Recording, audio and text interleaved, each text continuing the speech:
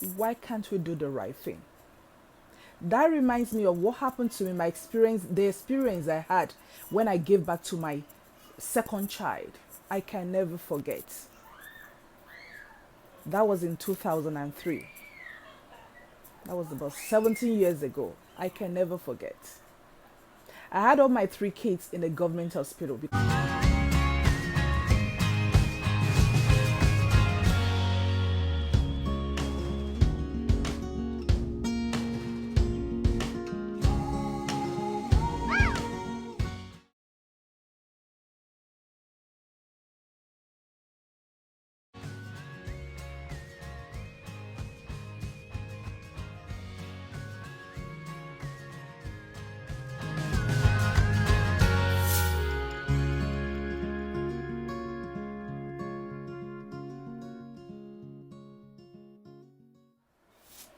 Hello guys, you're welcome back to my channel.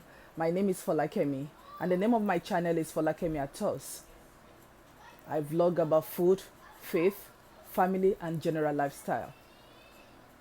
Please kindly consider subscribing if you have not subscribed. And if you like what I'm doing, please give me thumbs up. And please hit that notification bell so that you get notified each time I upload a new video. Thank you for all those people that have been sending in their comments. Thank you for supporting me. Thank you for appreciating what I've been doing. I wish to do more, but I need your support. Please subscribe and share my video. I just need suggestions from you guys. Thank you for all the support. Yeah, let me go on to what I want to talk about this morning. Yeah, I just want to talk about my country. You know, I had one of my sister in my fellow sister from Nigeria just uploaded a video about one of the senators that just passed, Senator Abiola Jimobi. He was a two-term governor in Oyo State, and I don't know what killed him. I didn't do my research about that. I'm not going to talk about what killed him, but he died, and my heart goes out to his family and to his loved ones and to everybody, you know, to Nigerian government. Yeah, but that's not why I'm here. I'm actually here to talk about our health facilities in our country, Nigeria. I'm sure some people are saying maybe it's kind of related to coronavirus. I don't know. I am not even here to talk about that. But I am sure if international flight is operating right now, most of our big men will not be in Nigeria. I'm very sure. I even learned that they have to take him to a private hospital because that is where you can get what you want. Because most of our government hospital is nothing to write home about. Nigerians are politicians, our leaders. Why are we doing this to ourselves? We have all the money to develop our country, but we keep carrying all our other countries to develop other people's country at the detriment of our own country. What will it take us to fix our country?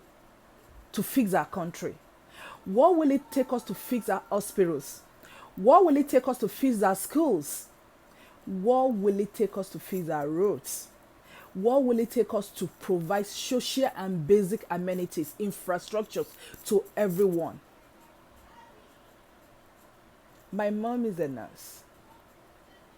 She has been a nurse. I met her as a nurse. And she has a clinic in a village, in my village. That is where I grew up. But I remember there are so many times this woman had to take delivery with lantern. I believe some people know what a lantern is. Or with torchlights because there is no power. There is no light.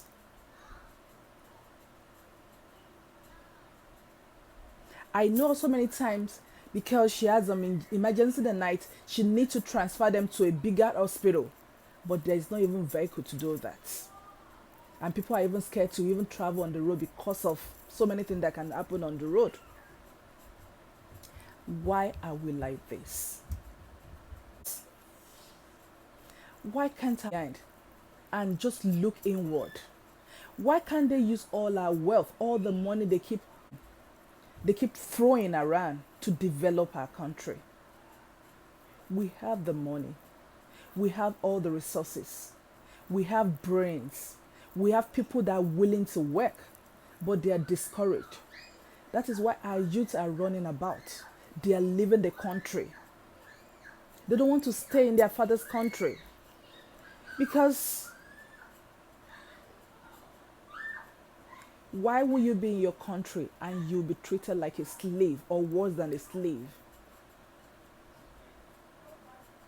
Why can't we just do the right thing? There's a proverb that says, those who live in glass house should not throw stone. They should not throw stones. I'm sure if our leaders know that this corona is coming, maybe they would or they could have fixed all our hospitals. A lot of our leaders are dying. And a lot of common people are dying every day, but nobody knows them. Nobody's going to talk about them. But they are humans. Not even only because of coronavirus. A lot of people are dying because of childbirth. A lot of people are dying because of common malaria. A lot of people are dying because of common stomach pain. Because there is no good medical facilities. I don't blame the doctors that goes on strike. They are not well catered for. I know of so many nurses, my mom inclusive, that retired. What did they have to show for it? Nothing. Absolutely nothing. I know of so many civil servants that retired. What did they have to show for it? Nothing. Absolute nothing. I know of so many teachers that retired. What did they have to show for it? Nothing. Absolute nothing. Why are we like this? Why can't our leaders do the right thing? And the painful thing is that our youths, they are so gullible. During the election, they will be killing themselves because of these people. Just because of some few naira they will just exchange. And when they come on, they will not be able to do anything. I grew up in my village. I know the road that we've been using has been in the system for more than, I'm getting towards 50 now. And I know the road was constructed when I was just like maybe 10 years old. And the road, we're still using the road. They've patched and patched and patched and patched.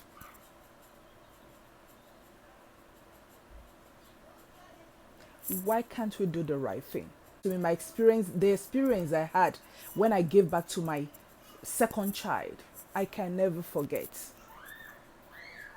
That was in 2003. That was about 17 years ago. I can never forget. I had all my 3 kids in a government hospital because that is where I can afford. I don't have the money to go to a private hospital. So I put to bed. It was in the afternoon, I think around 3 or 4 p.m. in the afternoon.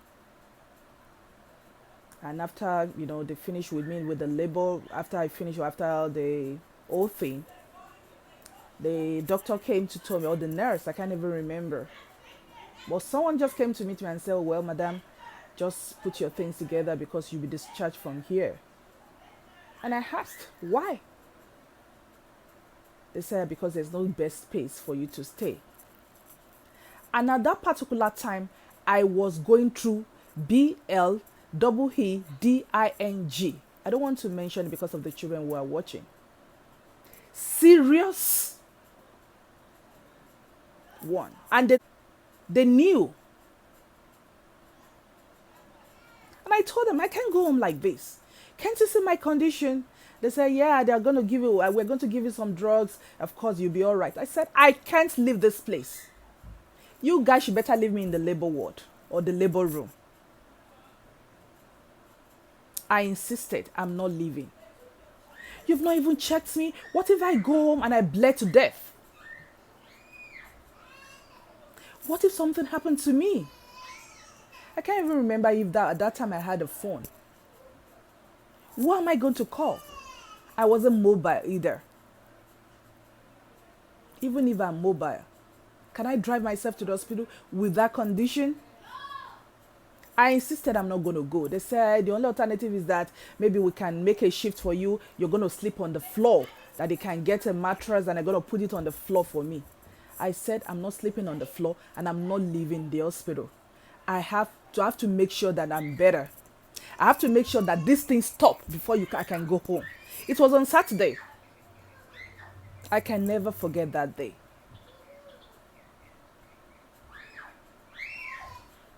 I defended myself. Nobody was there with me. I told them, just give me my baby. I'm going to stay in this labor room until you people should get a bed space for me. I'm not going on. I'm not going anywhere. I'm not moving an inch. I don't blame the doctors. It's not their fault. They are not the one that will provide the hospital bed. I don't blame the nurses either. They are overwhelmed. But I blame the system. I blame the system we find ourselves. It took them like 2 or 3 hours before they were able to get a bed space for me. I think they had to go to the ward, look at some of the people that maybe they don't really need much attention, and they discharge them. They discharged one woman, they did not ask me to get the bed. I can never forget. When I got to the bed, when I slept on the bed, I didn't even know what happened, but I know that I couldn't control myself again. I was almost dying.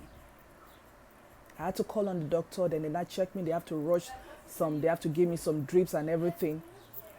That is the person that has to go home. What if I had gone home? What would have happened to me? I know of so many people that have lost their lives in that position. I know of so many people that could not even speak for themselves. I know of so many people that couldn't even get to the hospital in the first place because of lack of good roads, because of lack of finances, because of it could be anything. How many of us even have how many of us have access to the government hospital we're even talking about? Just very few of us. What will it take us to fix our hospitals? What will it take us to fix our schools? What will it take us to fix our roads? What will it take us to provide social amenities for Nigerians? Our politicians, our leaders. This is a clarion call. I don't like talking about politics because it's so sad what is happening in my country. It is so sad. But I wish somebody in the right position will be able to pass this. I hope God will touch their hearts. I hope this coronavirus will be able to put the right thing into our leaders' brain. We'll be able to send a message that whatever you do, you'll be the first one to reap out of it. Whatever evil you plot for the masses, you'll be the first people that will reap out of it. I know of so many died. All these people, all these big people, the so-called big people that died because of this coronavirus. The first person to be hit was the president's aide, that's Abba Kyari. Yet,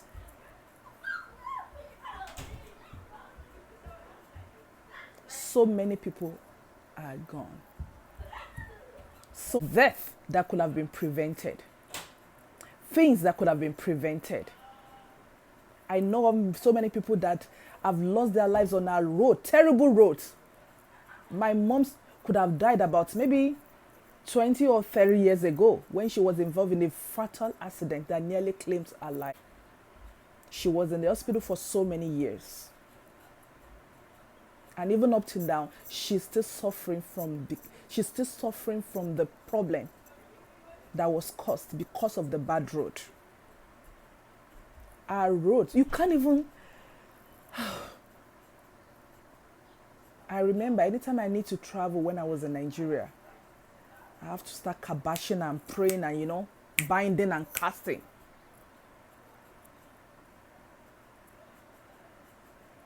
Why are we doing this to ourselves? Our politician, why are you doing this to us? Why are you doing this to us?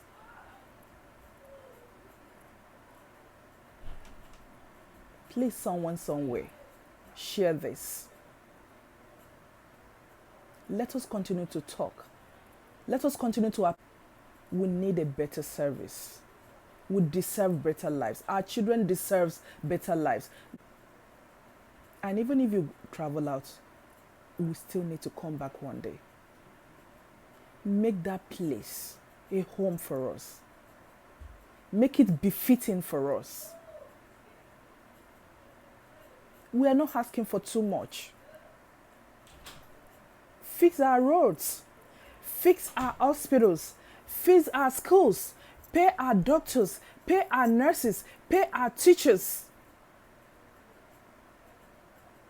Take care of our youth. Take care of our farmers. Take care of our civil servants. And you can hit all the remaining money if you want. But you remember something.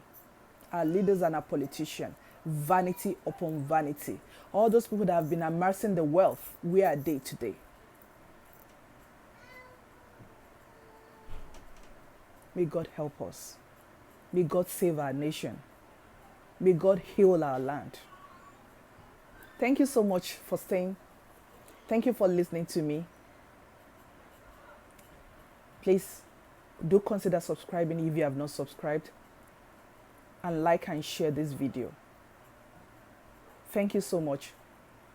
And see you in my next one. Bye.